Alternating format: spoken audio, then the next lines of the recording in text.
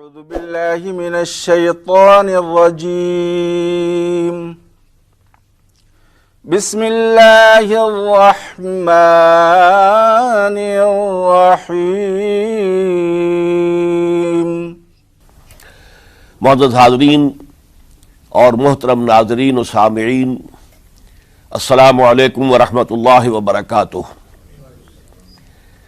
آج ہماری سہ روزہ تقاریر کی آخری کڑی ہے۔ آپ کو یاد ہوگا کہ سب سے پہلے خطاب میں ہم نے قرآن کا فلسفہ شہادت سمجھا، قرآن مجید میں یہ اصطلاح کس معنی میں آئی ہے، اور اس کے ساتھ ہی امت مسلمہ کا فرض منصبی، وَكَذَلِكَ جَعَلْنَاكُمْ أُمَّةً وَسَطًا لِتَكُونُوا شُهَدَاءَ عَلَى النَّاسِ وَيَكُونَ الرَّسُولُ عَلَيْكُمْ شَهِيدًا۔ تو اللہ کے دین کو بالفعل قائم کرنے کے لیے، تاکہ نوع انسانی پر ایک ابدی حجت قائم ہو جائے کہ اللہ کا دین قابل عمل ہے، اسے قائم کیا جا سکتا ہے، اور یہ بہترین سماجی نظام ہے، پولیٹیکو سوشو اکنامک سسٹم اس سے بہتر آج تک چشم فلک نے نہیں دیکھا۔ یہ حجت قائم کرنے کے لیے جن حضرات نے اپنی جانوں کا نذرانہ پیش کر دیا، گویا کہ وہ اللہ کے گواہ قرار پائے، ان کے لیے لفظ شہید استعمال کیا گیا۔ دوسرے لیکچر میں آپ کو یاد ہوگا کہ ہم نے یہ بات سمجھنے کی کوشش کی کہ جب اللہ کا دین جزیرہ نماء عرب میں قائم ہو گیا، اور گویا کہ ہم کہہ سکتے ہیں کہ انقلاب محمدی علی صاحب الصلاۃ والسلام کی تکمیل ہو گئی، تو جیسے کہ ہر انقلاب کے ساتھ ہوتا ہے، اس کے بعد کچھ کاؤنٹر ریولوشنری موومنٹس شروع ہوئی۔ چنانچہ سب سے پہلے اندرون ملک عرب جھوٹے نبی کھڑے ہو گئے، نبوت کے جھوٹے دعوے دار، اور بہت سے لوگوں نے حکومت کو زکوٰۃ ادا کرنے سے انکار کر دیا، اور یہ فتنہ اتنا بڑا تھا کہ واقعہ یہ ہے کہ اگر اسے کرش نہ کر دیا جاتا تو انقلاب محمدی علی صاحب الصلاۃ والسلام اسی وقت ناکام ہو جاتا۔ یہ حضرت ابو بکر صدیق رضی اللہ تعالیٰ عنہ کے فضائل کا سب سے درخشاں باب ہے کہ انہوں نے اپنے عزم اور ہمت اور استقلال اور اللہ پر اعتماد، اللہ پر توکل اور بھروسے کے ساتھ ان دونوں فتنوں کو آئرن ہینڈ کے ساتھ کرش کر دیا، اور سال سوا سال ہی میں ان دونوں کاؤنٹر ریولوشنری موومنٹس کو ختم کر کے اس کے بعد انہوں نے جلد ہی اس نظام کا گویا کہ انچارج حضرت عمر رضی اللہ تعالیٰ عنہ کو بنا دیا کہ جو خلیفہ ثانی ہیں۔ پھر ہم نے دیکھا کہ حضرت عمر کے زمانے میں رضی اللہ تعالیٰ عنہ توسیع کا جو عمل ہے، توسیع انقلاب محمدی کا عمل بڑی تیز رفتاری کے ساتھ جاری ہوا، فتوحات کا سیلاب آیا، ایران پوری سلطنت تہس نہس ہو کر رہ گئی، اس کے پرچے اڑ گئے، سلطنت روما اپنے تمام شمالی افریقی مقبوضات سے محروم، مغربی ایشیا سے اسے بے دخل کر دیا گیا، صرف وہ یورپ کے اندر محدود ہو کر رہ گئی۔ اب ظاہر بات ہے کہ اس کے خلاف بھی تو پھر رد عمل ہونا تھا، کاؤنٹر ریولوشنری موومنٹس اٹھنی تھی۔ تو سب سے پہلے حضرت عمر رضی اللہ تعالیٰ عنہ کی خلافت اور اس کے چراغ کو بجھانے کے لیے ایران کی طرف سے رد عمل ظاہر ہوا۔ ہرموزان جو ایک بڑا ان کا جرنیل تھا، اس کی سازش اور ابو لولو فیروز کے ذریعے سے حضرت عمر رضی اللہ تعالیٰ عنہ کو شہید کر دیا گیا۔ سمجھا یہ گیا تھا کہ یہ ساری عمارت شاید اسی شخصیت کی بل پر کھڑی ہے، لہذا جب میدان سے حضرت عمر ہٹ جائیں گے تو یہ خلافت کی پوری عمارت جو ہے وہ زمیں بوس ہو جائے گی۔ لیکن معلوم ہوا یہ عمارت محمد کی بنائی ہوئی تھی صلی اللہ علیہ وسلم۔ کھنڈر بتا رہے ہیں عمارت عظیم تھی، بڑی عظیم عمارت تھی جو حضور نے تعمیر کی تھی، لہذا حضرت عمر کی شہادت سے کوئی فرق واقع نہیں ہوا۔ حضرت عثمان رضی اللہ تعالیٰ عنہ آ گئے میدان میں، اور میں بتا چکا ہوں آپ کو کہ ان کے دور خلافت کے جو 12 سال ہیں، ان میں سے پہلے 10 سال بالکل حضرت عمر فاروق رضی اللہ تعالیٰ عنہ کی خلافت کے دور کی مثال ہے۔ اسی تیزی کے ساتھ انقلاب جو ہے آگے بڑھ رہا تھا، فتوحات کا دائرہ پھیل رہا تھا، اور اندرون ملک پورا امن، سکون، اطمینان اور چین تھا۔ لیکن ان کی دور خلافت کے آخری دنوں میں اب یہودیوں کی طرف سے رد عمل اور ایک کاؤنٹر ریولوشنری موومنٹ عبداللہ ابن سبا کے ذریعے سے، کہ جس نے اسلام کا لبادہ اوڑھا اور منافقت کے پردے کے ساتھ وہ عالم اسلام میں داخل ہوا، اور اس نے چونکہ دیکھ لیا کہ پرانی چپقلش ہے، پرانی چشمک ہے جو قریش کے دو بڑے قبیلوں کے مابین یا دو بڑے گھرانوں کے مابین چلی آ رہی تھی، بنو ہاشم بنو امیہ۔ تو پہلے دو خلفاء جو تھے وہ نہ بنو ہاشم سے تھے نہ بنو امیہ سے تھے۔ حضرت ابو بکر صدیق بنو تیم سے تھے، حضرت عمر بنی عدی میں سے تھے، لیکن حضرت عثمان اب بنو امیہ میں سے تھے۔ اس کو انہوں نے گویا کہ دکھتی رگ بنا کر پکڑا اور پروپیگنڈا شروع کیا کہ خلافت تو بنو ہاشم کا حق ہے، چونکہ حضور ہاشمی تھے صلی اللہ علیہ وسلم، تو گویا کہ عثمان غاصب ہیں رضی اللہ تعالی عنہ، بلکہ ان سے دونوں پہلو جو تھے حضرت عمر اور حضرت ابو بکر وہ بھی غاصب ہیں۔ اس کے ساتھ ہی فتنے کی مختلف شکلیں انہوں نے شروع کی۔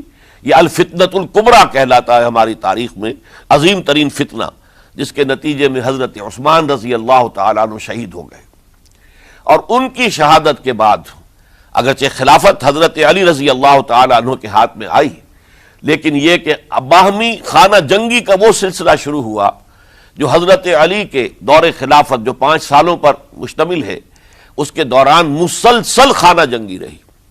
ایک طرف شیعان علی تھے، دوسری طرف شیعان عثمان آ گئے، جو حضرت عثمان رضی اللہ تعالیٰ عنہ کے قتل کے قصاص کے مطالبے کو لے کر سامنے آئے۔ جنگ جمل ہوئی، ایک رات میں 10,000 مسلمان شہید ہوئے۔ جنگ صفین میں 74,000 مسلمان شہید ہوئے۔ جنگ نہروان میں پھر 4,000 مسلمان شہید ہوئے۔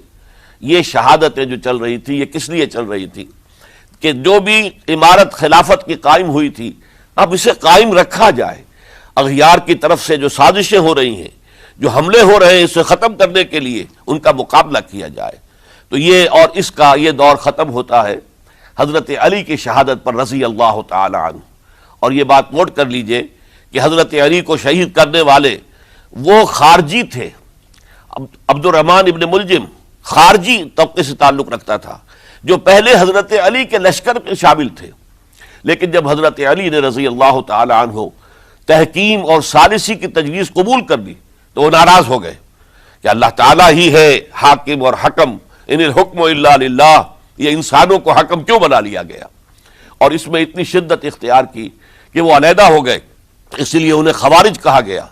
انہوں نے رائے یہ قائم کر دی جو مسلمان کبھی کوئی گناہ کبیرہ کا ارتکاب کرے گا وہ کافر قرار پائے گا، جب کافر ہوگا تو گویا کہ مرتد ہے تو واجب القتل، اس کا مال، اس کی عزت سب مباح ہے۔ یہ ہمارا سب سے پہلا گمراہ ترین فرقہ تھا۔ انہی میں سے 3 افراد نے بیٹھ کر اسکیم بنائی کہ یہ 3 افراد ایسے ہیں کہ جن کو اگر میدان سے ہٹا دیا جائے تو شاید مسلمانوں کی باہمی خانہ جنگی ختم ہو جائے اور مسلمان پھر کسی ایک خلیفہ پر راضی ہو جائے۔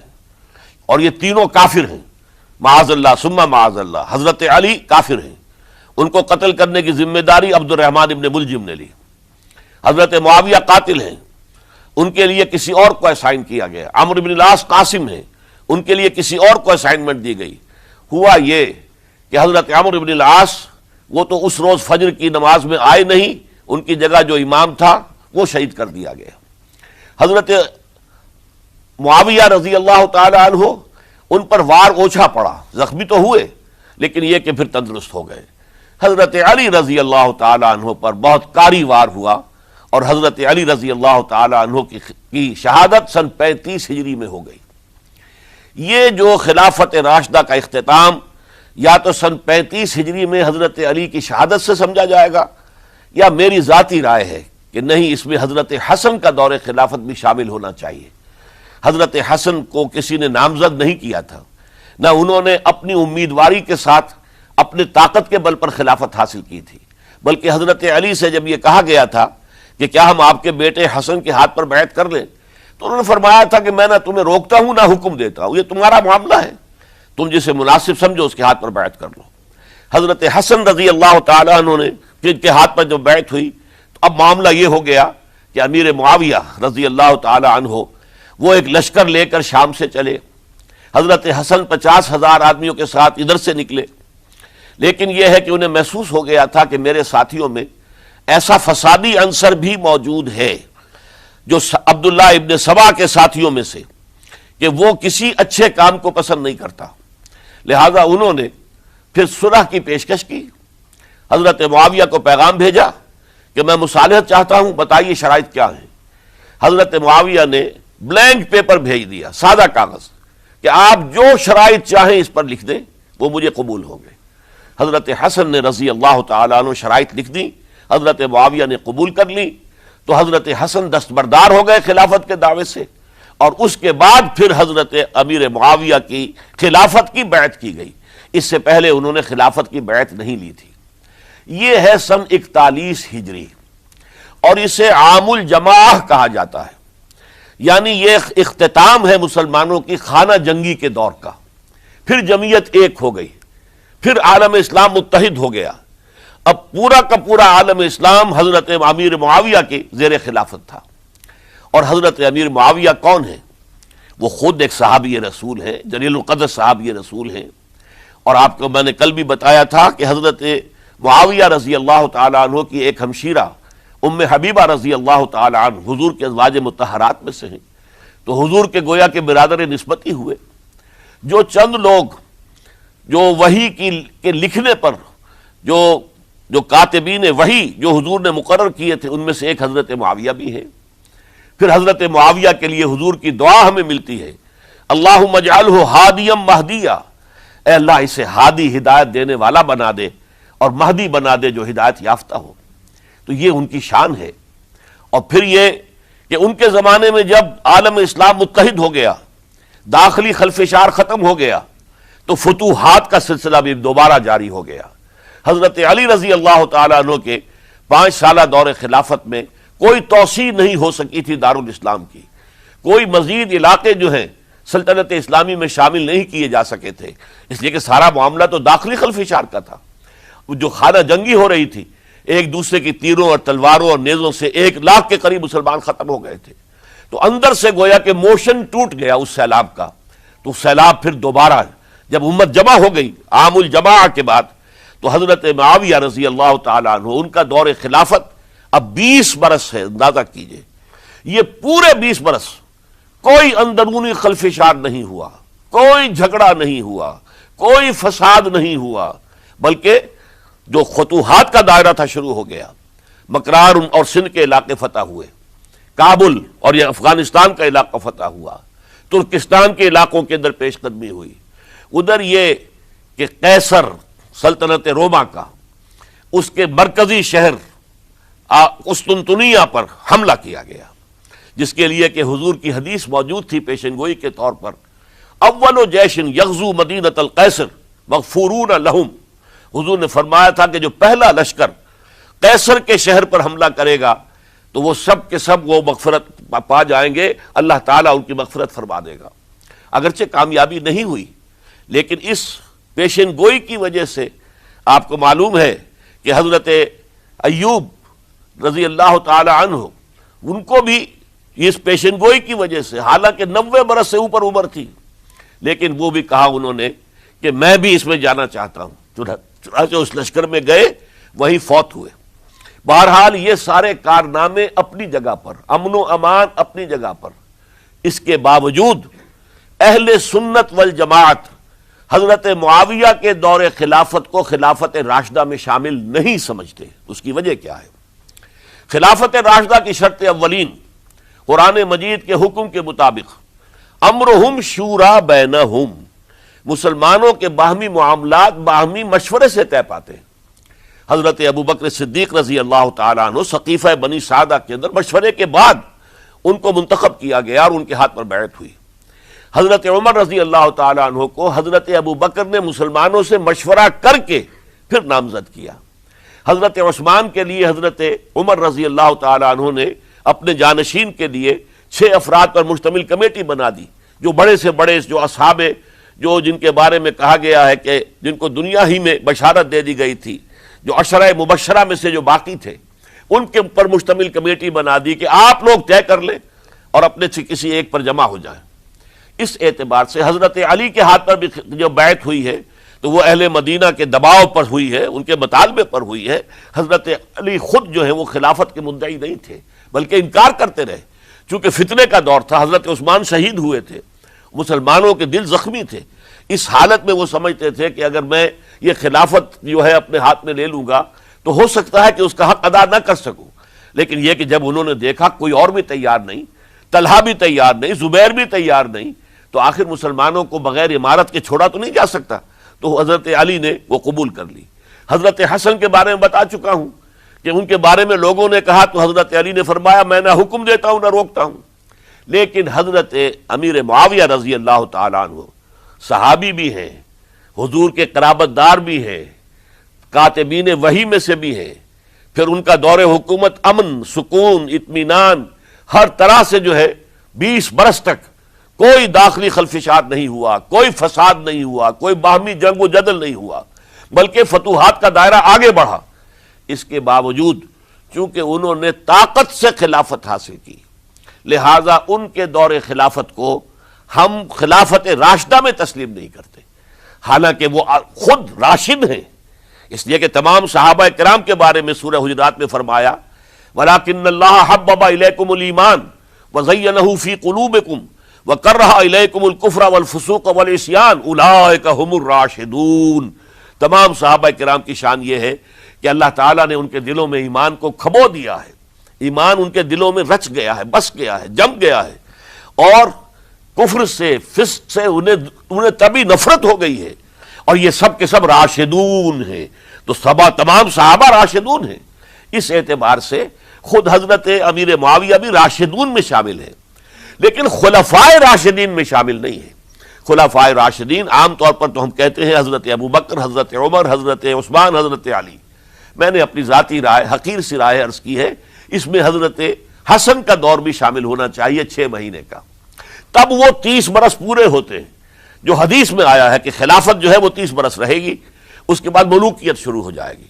تو ملوکیت کا پہلا قدم یہ تھا کہ حضرت معاویہ نے طاقت سے بزور خلافت حاصل کی، اس لیے ان کو خلیفہ راشد ہم نہیں کہتے۔ البتہ یہ ضرور ہے کہ ان کا دور بہت پرسکون دور تھا۔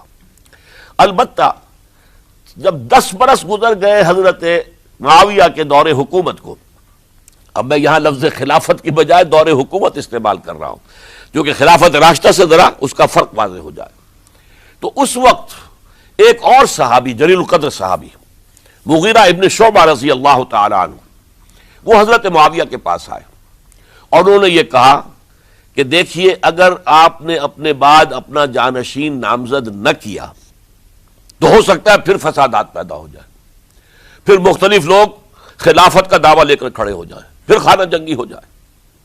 5 برس کی خانہ جنگی میں 1 لاکھ سے زیادہ مسلمان شہید ہو چکے ہیں، قتل ہو چکے ہیں، ہلاک ہو چکے ہیں، اب دوبارہ وہی دور نہ آ جائے، لہذا آپ اپنا جانشین نامزد کر دیجئے۔ امیر معاویہ ریلیکٹنٹ تھے، لیکن انہوں نے دلائل دیے، دلائل مضبوط تھے۔ انہوں نے کہا کہ اب کبار صحابہ دنیا سے رخصت ہو چکے، وہ جماعت کہ جن کی تربیت اور تزکیہ، جن کی تعلیم حضور نے خود کی تھی اور ان کو اندر سے پاک کر دیا تھا، ان کی نیتیں بالکل پاک ہو چکی تھی، کوئی نفسانیت ان میں نہیں رہی تھی، وہ جماعت تو اکثر و بیشتر اب ختم ہو چکی، فوت پا چکے، وفات ہو چکی۔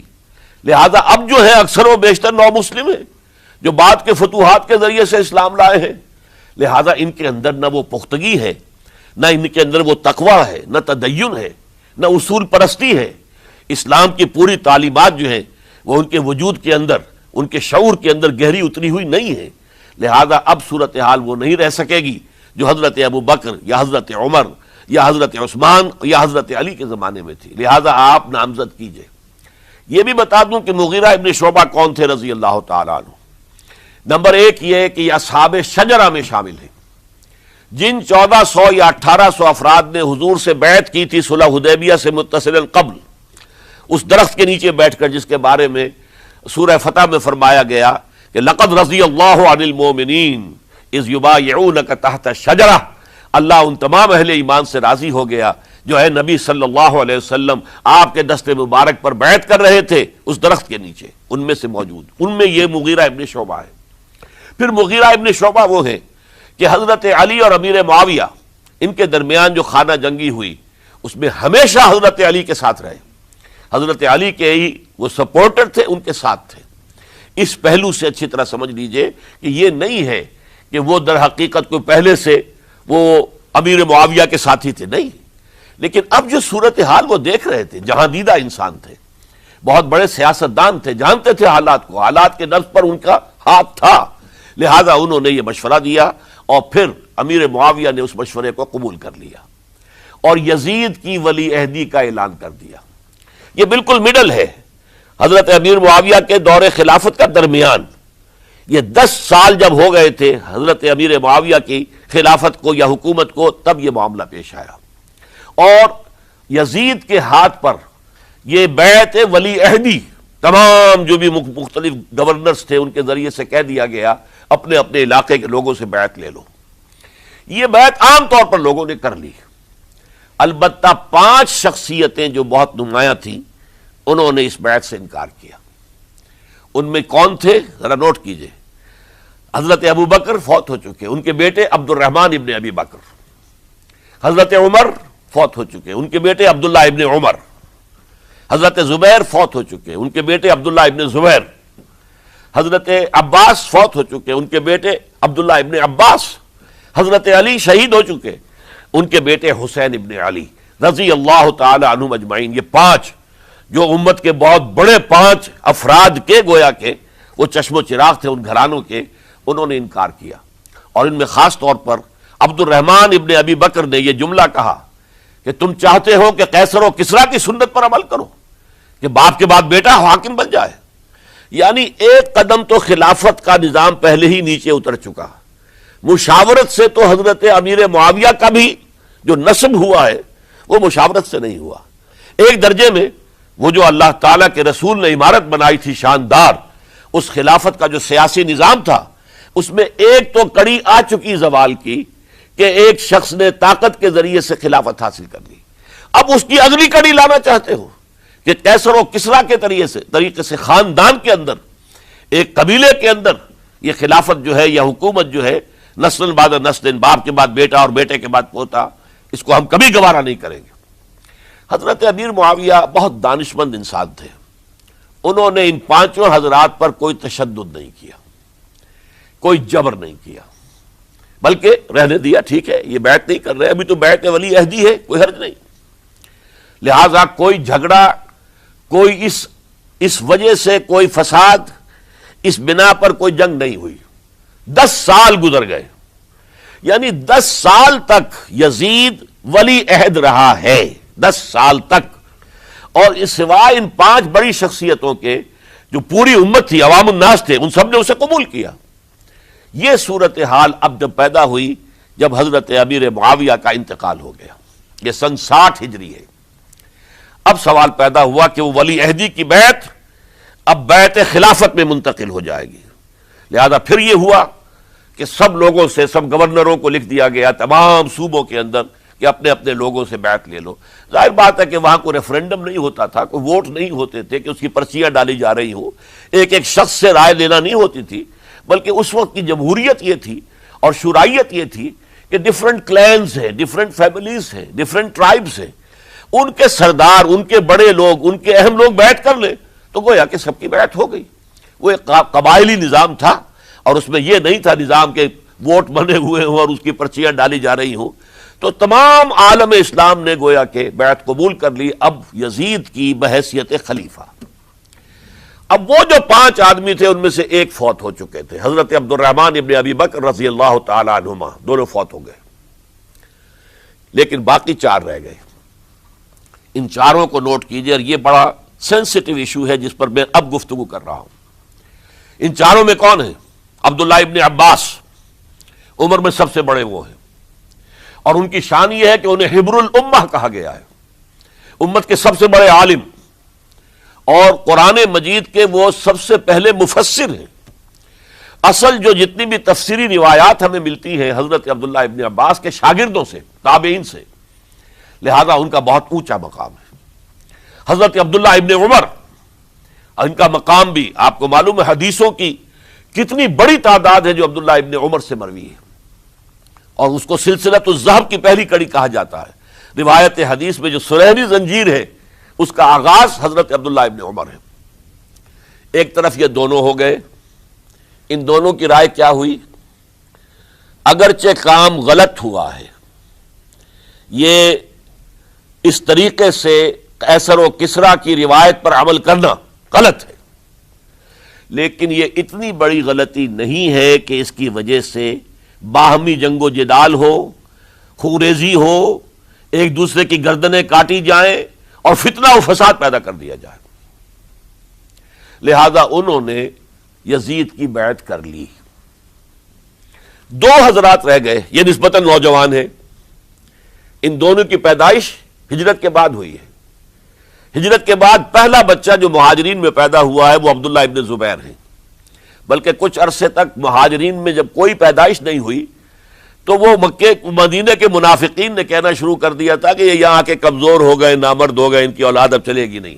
تو عبداللہ ابن زبیر جب پیدا ہوئے، اور آپ کو معلوم ہونا چاہیے وہ حضرت ابوبکر صدیق کے نواسے ہیں، حضرت عائشہ صدیقہ کی ہمشیرہ حضرت اسماء کے بیٹے ہیں عبداللہ ابن زبیر، اور زبیر بہت شجاع، بہت ہی بہادر انسان تھے۔ تو عبداللہ ابن زبیر کے اندر بھی وہی کیفیات تھی۔ انہوں نے کہا نہیں، اس غلطی کو ہم برداشت نہیں کریں گے، خورزی ہوتی ہے تو ہو، لیکن ہم اسلامی نظام کو نیچے اترتا ہوا نہیں دیکھ سکتے۔ جیسے کبھی حضرت ابوبکر نے فرمایا تھا ایبدل الدین وانا حی، کیا دین میں ترمیم اور تنسیخ کر دی جائے گی؟ دین کو بدل دیا جائے گا، دین میں تحریف کر دی جائے گی، جبکہ میں ابھی زندہ ہوں، میں جیتے جی یہ نہیں ہونے دوں گا۔ حضرت عبداللہ ابن زبیر کی یہ رائے ہوئی وی ہیو ٹو چیلنج، ہم مقابلہ کریں گے، ہم اسے پیسیولی قبول نہیں کریں گے۔ انہوں نے بیعت سے انکار کیا اور مدینہ چھوڑ کر مکے جا کر حرم کے اندر پناہ گزین ہو گئے۔ یہی معاملہ حضرت حسین ابن علی رضی اللہ تعالی عنہما کا تھا، وہ بھی نہایت شجاع، نہایت جری، نہایت بہادر۔ انہوں نے بھی کہا کہ یہ غلط قیصر و کسریٰ کی روایت جو شروع ہو رہی ہے اسے ہم نے ریزسٹ کرنا ہے اور اسے ہم آگے نہیں چلنے دیں گے۔ ان پر بھی جب دباؤ ڈالا گیا کہ بیعت کرو تو وہ کچھ وقت مانگ کر کہ دیکھیے میں ایسا شخص نہیں ہوں کہ تنہائی میں علیحدہ کمرے میں بیٹھ کر بیعت کروں، جب عمومی بیعت لوگے تم سب سے تو میں بھی آ جاؤں گا، اس وقت لوگ فیصلہ کریں گے۔ تو بس اس وجہ سے پھر وہ گورنر جو تھا اس وقت مدینے کا، اس سے اجازت لے کر آ گئے اور راتوں رات وہاں سے نکل کر وہ بھی مکے پہنچ گئے۔ تو اب یہ چار جو ہیں دو گروہوں میں تقسیم ہو گئے، 2+2۔ دو کی رائے یہ ہوئی کہ بات غلط ہے، لیکن اس کی بنا پر خونریزی، جنگ و جدال، جنگ آپس میں خونریزی کرنا یہ صحیح نہیں ہے، بلکہ مصلحت اس میں ہے کہ اس کو قبول کر لیا جائے۔ پھر اللہ تعالیٰ کو بہتر حالات پیدا کرے گا اس کے ذریعے سے، تعلیم کے ذریعے، تلقین کے ذریعے سے، جیسے نبی اکرم صلی اللہ علیہ وسلم نے اتنا عظیم انقلاب برپا کیا تھا۔ ہم کوشش کریں گے کہ نظام حکومت کی اصلاح ہو جائے، لیکن اس وقت اگر ہم اڑ گئے تو پھر گویا کہ خوریزی اور فساد اور باہمی جو جنگ ہے وہ شروع ہو جائے گی۔ اور دو حضرات کی رائے ہوئی کہ نہیں، ہمیں ہر صورت میں رجسٹ کرنا ہے، خوریزی ہوتی ہے تو ہو، ہمیں جانے دینی پڑتی ہے تو دیں گے، ہم شہادت قبول کریں گے، لیکن اس غلطی کو قبول نہیں کر سکتے۔ تو میں اس کے لیے عرض کر رہا ہوں، یہ تیسری شہادتوں کا جو دور شروع ہوا ہے، پہلا شہادتوں کا دور حضور کا دور، دین کو قائم کرنے کی جد و جہد میں جنہوں نے جانے دی ہیں۔ دوسرا دور اس دین کے خلاف جو کاؤنٹر ریولوشنری موومنٹس آئی ہیں ان کو رفع کرنے کے لیے جانے دینا۔ ہزاروں صحابہ کی جانیں اس میں بھی گئی ہیں، وہ سیلمہ ابن کذاب ہو یا مانعین زکوٰۃ ہو، ان کے خلاف جو جہاد ہوا۔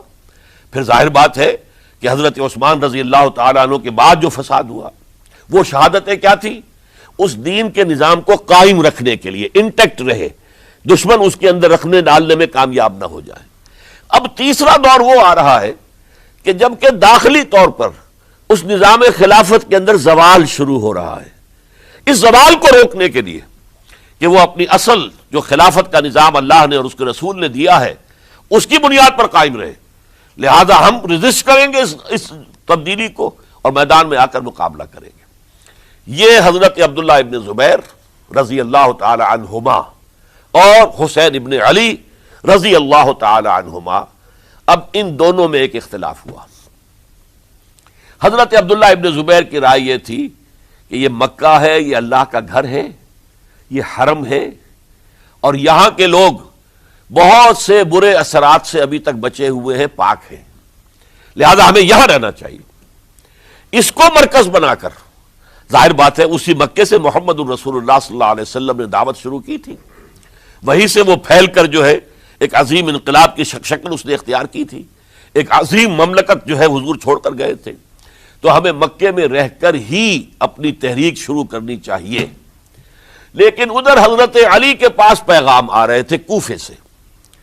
کوفہ چونکہ حضرت حسین کے پاس پیغام آ رہے تھے کوفے سے، چونکہ کوفے کو حضرت علی نے دار الخلافہ بنا لیا تھا، اور وہاں سمجھا جاتا تھا کہ حضرت علی کے ہمدرد اور حضرت شیعان علی جنہیں ہم کہیں، ان کے ساتھی ہم خیال یہ لوگ ہیں کثرت کے ساتھ، اور وہاں سے اب خطوط کا تانتا شروع ہو گیا، آپ یہاں آئیے، ہم بےتاب ہیں، آپ کا استقبال کریں گے، آپ کے ہاتھ پر بیعت کریں گے، تاکہ یہ جو قیصر و کسریٰ کی سنت شروع ہو رہی ہے اس کو روکا جا سکے۔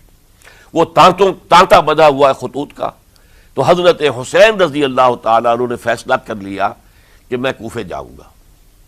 حضرت زبیر روکتے رہ گئے کہ نہیں، کوفیوں پر اعتماد نہ کیجیے، یہ زبانی کلامی ساتھ دیتے ہیں، جب ڈنڈا چلتا ہے تو پھر یہ ہٹ جاتے ہیں میدان سے، ان پر اعتماد نہ کریں آپ، لہذا یہی مکے میں رہیے اور ہم دونوں مل کر ایک بڑی طاقت بن جائیں گے، اور یہ مکہ جو ہے ہمارے لیے حصار ہے، یہ ہمارے لیے پناہ گاہ ہے، یہاں سے اس دعوت کا آغاز کیا جائے۔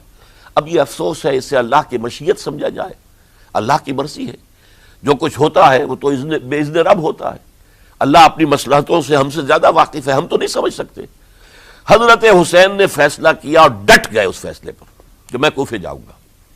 اب یہ بھی بات قرآن مجید میں آیا ہے، حضور سے خطاب کر کے فرمایا گیا فَإِذَا عَزَمْتَ فَتَوَكَّلْ عَلَى اللَّهِ، جب ایک مرتبہ آپ ایک ارادہ کر لیں تو پھر اللہ پر توکل کیجئے، پھر یہ نہیں کہ کبھی آگے کبھی پیچھے جاؤں یا نہ جاؤں، یہ نہیں، یہ تردد یہ نہیں، بلکہ یہ کہ ایک فیصلہ کر کے ڈٹ جائیے، اس لیے کہ جو بھی نتیجہ ہے وہ تو اللہ کے ہاتھ میں ہے، لہذا اللہ پر توکل کیجئے۔ فَإِذَا عَزَمْتَ فَتَوَكَّلْ عَلَى اللَّهِ، لہذا سب نے سمجھایا حضرت حسین کو کہ آپ کوفے نہ جائیں۔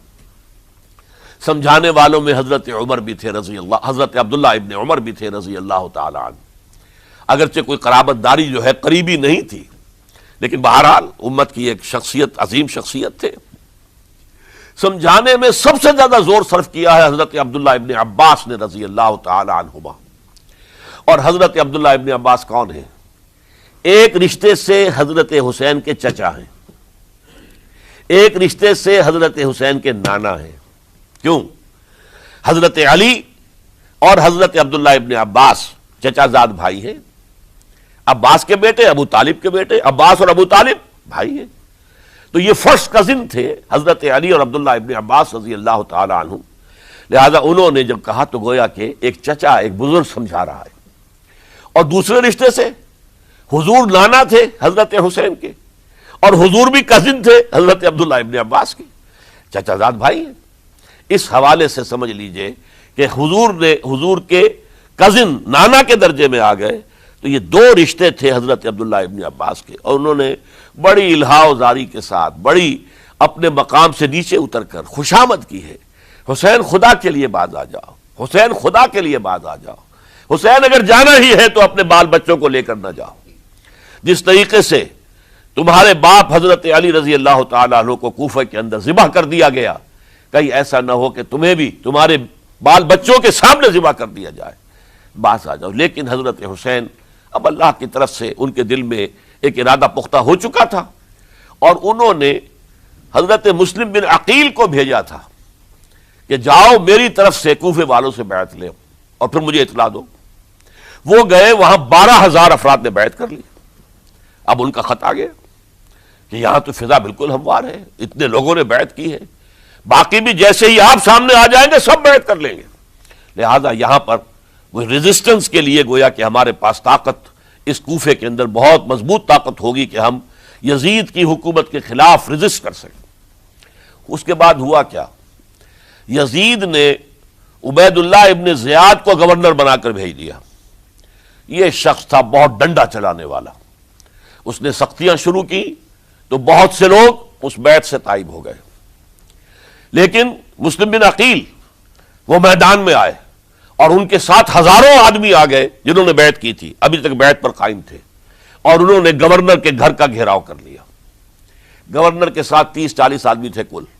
وہ چھتوں پر چڑھ گئے، وہاں سے پتھراؤ کیا، اور وہاں سے جو 30-40 آدمی کوفے کے تھے ان سے کہا تم اپنے اپنے لوگوں کو کہو کہ چلے جائیں واپس یہاں سے. انہوں نے اوپر سے کہنا شروع کیا، ڈرایا، بہت خوفناک نتیجہ نکلے گا، اب عبید اللہ ابن زیاد تم سب کو ہلاک کر دے گا. ایک ایک کر کے بھیڑ چھٹتی چلی گئی اور صرف چند افراد رہ گئے، اور اس کے نتیجے میں حضرت مسلم بن عقیل شہید کر دیے گئے. بلکہ ایک شخص حانی نے انہیں پناہ دی تھی کوفے میں، ان کو بھی قتل کر دیا گیا، شہید کر دیا گیا. اس پر یہ ہے کہ انہوں نے ایک شخص کے ذریعے سے پیغام دیا قتل کیے جانے سے پہلے کہ دیکھو میرا تو وقت آ گیا ہے، میں تو اب قتل ہو جاؤں گا، شہید کر دیا جاؤں گا، تو میرا پیغام حسین تک پہنچا دو رضی اللہ تعالی عنہ کہ یہاں یہ بغاوت ہو گئی. لوگوں نے، کوفیوں نے، الکوفی لا یوفی، کوفی جو ہے وہ پورا نہیں کرتا اپنے عہد کو اور وفا کو. اس کا ایک ثبوت ہمیں مل گیا ہے، یہ سب کے سب منحرف ہو گئے بیعت سے. آپ جہاں تک آ گئے وہاں سے واپس چلے جائیے. جب حضرت حسین کے پاس یہ پیغام پہنچا اور انہوں نے ارادہ کیا کہ ٹھیک ہے یہ تو حالات بدل گئے، لہذا واپس چلنا چاہیے، شاید عبداللہ ابن زبیر کی رائے ہی صحیح ہے، ہمیں مکے ہی میں بیٹھ کر کام کرنا چاہیے. لیکن اب جو ہے عرب کا ایک خاص مزاج ہے. حضرت مسلم بن عقیل کے بیٹے آڑے آ گئے، اب ہم اپنے باپ کے خون کا قصاص لیے بغیر نہیں جائیں گے. اور حضرت حسین رضی اللہ تعالیٰ عنہ بامروت انسان، شریف النفس انسان، کیسے ممکن تھا غیرت مند غیور انسان وہ کیسے ان کی بات کو رد کر دیتا. لہذا اچھا چلو چلتے ہیں کوفے کی طرف. آگے بڑھتے چلے گئے، کربلا میں پہنچ گئے. جو کچھ وہاں ہوا ہے پھر آپ کو معلوم ہے.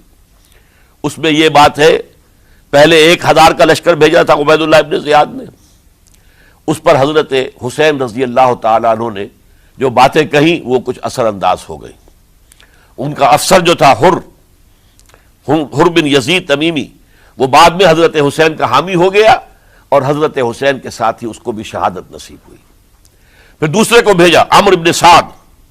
عمرو ابن سعد بھی ایک بڑی عظیم شخصیت کا بیٹا تھا. حضرت سعد ابن ابی وقاص جو فاتح ایران تھے اور جن کو غزوہ احد کے موقع پر حضور نے فرمایا تھا کہ اے سعد تیر چلاؤ، میرے ماں باپ تم پر قربان ہوں. جبکہ احد میں گھیراؤ کر لیا تھا حضور کا اور کفار قتل کرنے کے لیے ہجوم کر رہے تھے، اور کچھ حضرات تیر چلا چلا کے انہیں پھینک رہے تھے، دور جو ہے ہٹا رہے تھے. ان میں سے حضرت سعد ابن ابی وقاص بھی تھے. پھر وہ فاتح ایران تھے، اسی لیے گورنر بن گئے تھے ایران کے. سعد جو ہے ان کا بیٹے، یہ عمرو جو ہے یہ اب ایک بڑے صوبے کا گورنر بھی تھا. اس وقت 4000 آدمی دے کر بھیجا. وہ بھی نرمی کرتا رہا، اس نے کوئی تشدد نہیں کیا. اس کے اندر بہرحال اپنے عظیم باپ کے خون کا کچھ اثر تھا.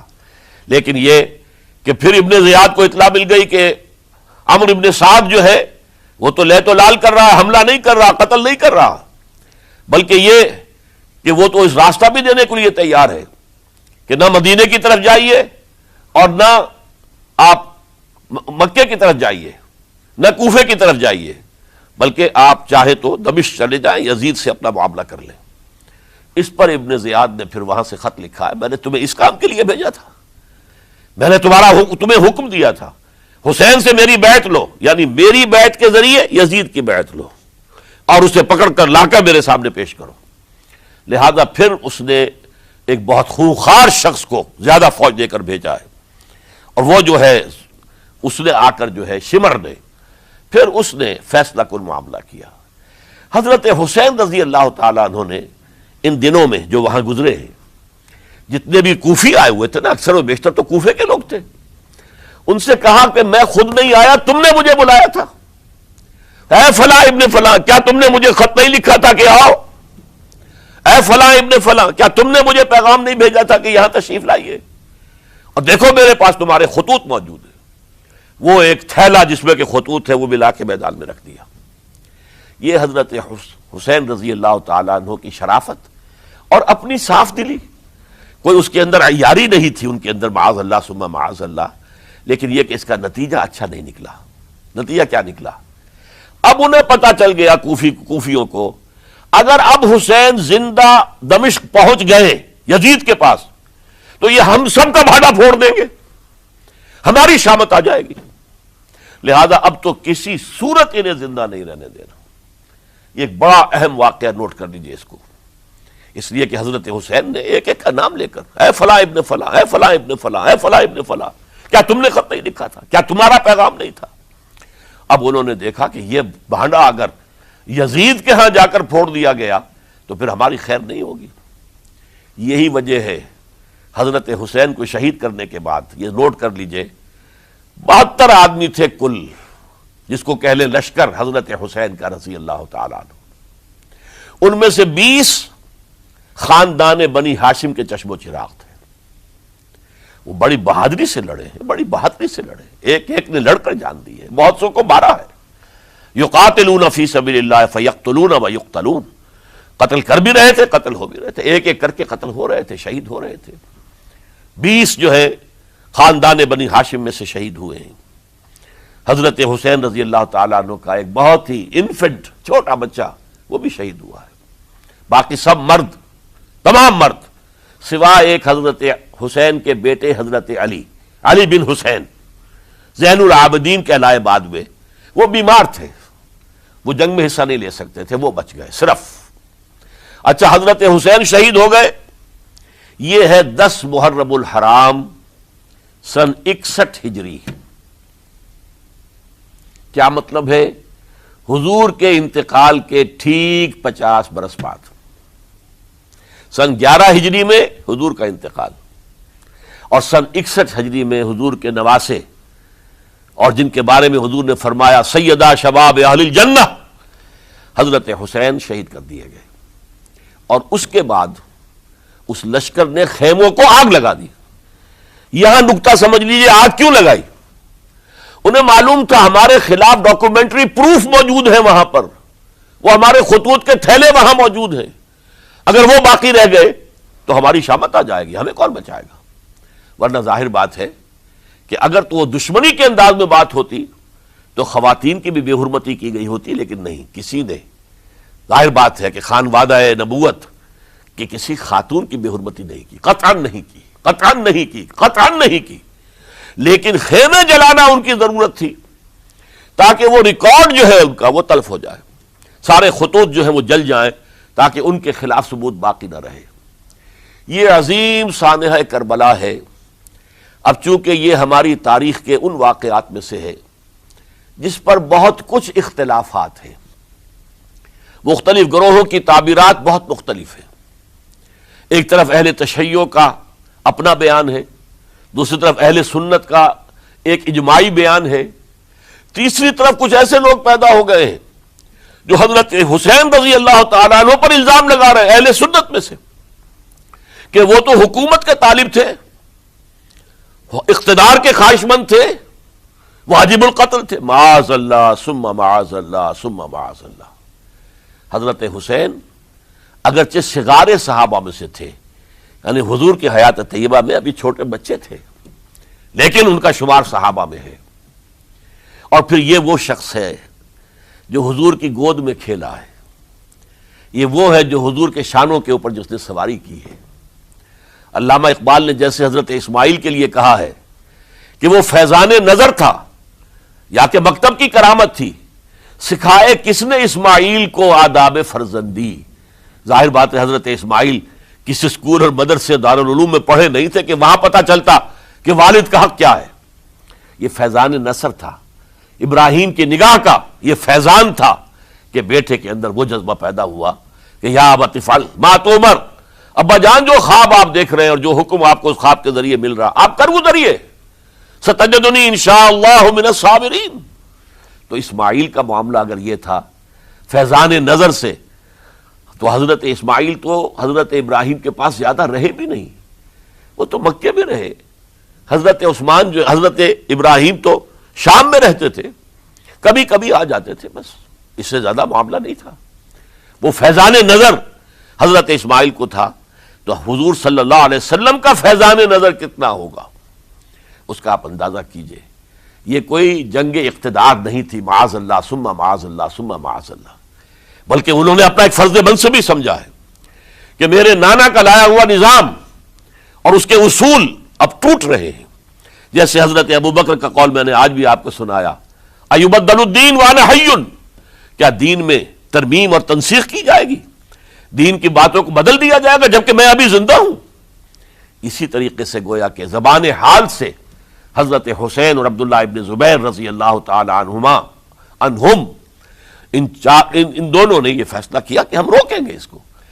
آپ اختلاف کر سکتے ہیں کہ حضرت حسین کی رائے صحیح تھی یا حضرت عبداللہ ابن عباس کی رائے صحیح تھی، یہ کہہ سکتے ہیں آپ، لیکن کسی کی نیت پر حملہ نہیں کر سکتے. اسی طریقے سے بعض لوگ جو ہے حضرت عبداللہ ابن عباس، عبداللہ ابن عمر، ان کی نیتوں پر حملہ کرتے ہیں. ان کو تو یزید نے دولت سے خرید لیا تھا، معاذ اللہ ثم معاذ اللہ ثم معاذ اللہ. یہ دونوں جلیل القدر صحابہ ہیں، یہ تو صغار صحابہ میں سے نہیں ہیں، یہ جوان تھے پورے حضور کے زمانے میں، جنگوں میں حصہ لیا ہے. حضرت عبداللہ ابن عمر نے، عبداللہ ابن عباس نے رضی اللہ تعالیٰ عنہما، انہیں کوئی رقم نہیں خرید سکتی تھی، کوئی دولت نہیں خرید سکتی تھی. جو رائے انہوں نے قائم کی دیانتاً قائم کی. اور ہمارے ہاں اصول یہ ہے کہ جب کوئی نئی صورتحال پیدا ہو جائے اور اجتہاد کی ضرورت پیش آ جائے اور پوری کوشش کر کے مجتہد اجتہاد کر رہا ہے، تو اگر اسے غلطی بھی ہو جائے، مجتہد مختی خطا کار، اس کو بھی اکیرا ثواب ملتا ہے. اور مجتہد مصیب، وہ مجتہد کے جس کی رائے صحیح، جس کا فیصلہ صحیح، اسے دوہرا ثواب ملتا ہے. تو ان کے مابین ایک اختلاف رائے کا ہوا، اجتہاد کا ہوا. آیا یہ غلطی اتنی بڑی ہے کہ امت میں تفرقہ پیدا کیا جائے، امن و امان کو برباد کیا جائے، خوریزی کا بازار گرم کیا جائے، یا نہیں؟ دو کی رائے یہ ہوئی. ان کی مخلصانہ رائے تھی، ان کی دیانت دارانہ رائے تھی. ہم ان کی نیت پر حملہ نہیں کر سکتے. آپ اختلاف کرنا چاہیں تو کیجئے.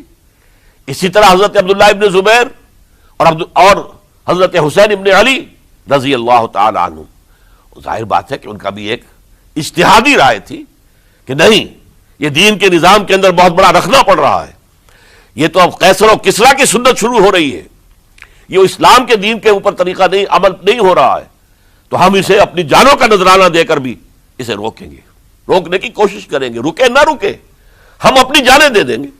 یہ بھی دیانت دارانہ رائے تھی، مخلصانہ رائے تھی. ان کی نیت پر کوئی حملہ کم سے کم اہل سنت والجماعت میں سے کسی شخص کو حق نہیں ہے. اس لیے کہ اہل سنت والجماعت کا کہنا یہ ہے، الصحابۃ کلہم عدول، صحابہ جتنے بھی ہیں وہ سب کے سب عدول ہیں، ان میں بدنیتی نہیں آ سکتی، خطا ہو سکتی ہے. اہل سنت کے نزدیک معصومیت خاصہ نبوت ہے. نبوت ختم ہو گئی محمد الرسول اللہ صلی اللہ علیہ وسلم پر، آپ کے بعد معصوم کوئی نہیں. ابو بکر بھی معصوم نہیں، عمر بھی معصوم نہیں، عثمان بھی معصوم نہیں، علی بھی معصوم نہیں رضی اللہ تعالیٰ عنہ اجمعین. تو معصوم کون ہوگا؟ عبداللہ ابن عباس بھی معصوم نہیں، عبداللہ ابن زبیر بھی جو ہے معصوم نہیں، حسین ابن علی بھی معصوم نہیں. اسی طریقے سے عبداللہ ابن عمر، عبداللہ ابن زبیر، کوئی معصوم نہیں. انہوں نے اپنی رائے قائم کی ہے، اس پر عمل کیا ہے دیانت دارانہ سنسیریٹی کے ساتھ، اور ان کے لیے اللہ تعالیٰ کے ہاں ہر طرح کا اجر و ثواب ہے سب کے لیے. حضرت عبداللہ ابن زبیر کی رائے اس اعتبار سے بہتر ثابت ہوئی، انہوں نے مکے میں پھر حکومت قائم کی، 9 برس تک ان کی حکومت قائم رہی. بنو امیہ ختم نہیں کر سکے اسے. سن 73 میں جا کر ان کی شہادت ہوئی ہے. اور ایک مرحلہ تو وہ بھی آیا تھا کہ شام اور مصر کی دونوں صوبے جو ہیں وہ بھی ان کے تحت آ گئے تھے. تو واقعہ یہ ہے کہ اگرچہ حضور نے ہمیں منع کیا ہے کہ کبھی یہ نہ کہا کرو کہ ایسا ہوتا تو ایسا ہو جاتا، نہیں، جو ہوا اللہ کی مرضی سے ہوا، اللہ کے اذن سے ہوا. حدیث کے الفاظ ہیں ان کلمۃ اللہ تفتح عمل الشیطان. یہ جو لو کاش یہ ہو جاتا، کاش یوں ہو جاتا تو بڑے اچھے نتیجے نکلتے، یہاں سے شیطان کا عمل شروع ہو جاتا ہے. ورنہ واقعہ یہ ہے کہ دل سے یہ بات نکلتی ہے. اگر حضرت حسین اور عبداللہ ابن زبیر یکجا ہو جاتے اور مکے کو اپنا مرکز بنا کر جو عظیم مقصد انہوں نے اپنے سامنے رکھا تھا کہ یہ جو روایت غلط آ رہی ہے اسلام کے دینی سیاسی نظام کے اندر، اس کو ہم روکیں گے، تو اللہ تعالیٰ انہیں کامیابی عطا فرما دیتا. لیکن یہ پھر ہم کہیں گے ما شاء اللہ کان وما لم یشاء لم یکن. جو اللہ نے چاہا وہ ہوا اور جو اللہ نے نہیں چاہا وہ نہیں ہوا. حضرت حسین کو وہ عظیم شہادت اللہ نے دینی تھی, وہ اونچا مقام عطا کرنا تھا, اور پھر ان کی عظیمت, ان کا صبر, ان کا ثبات, ان کا استقلال, معلوم ہوا کہ اللہ تعالیٰ نے انسانوں کے اندر کتنی کچھ طاقت رکھی ہوئی ہے اور کتنی کچھ صلاحیتیں اللہ نے ودیعت کی ہیں. وہ جس طرح ڈٹے رہے, کھڑے رہے, واقعہ یہ ہے کہ وہ بھی نوع انسانی کے لیے ہمیشہ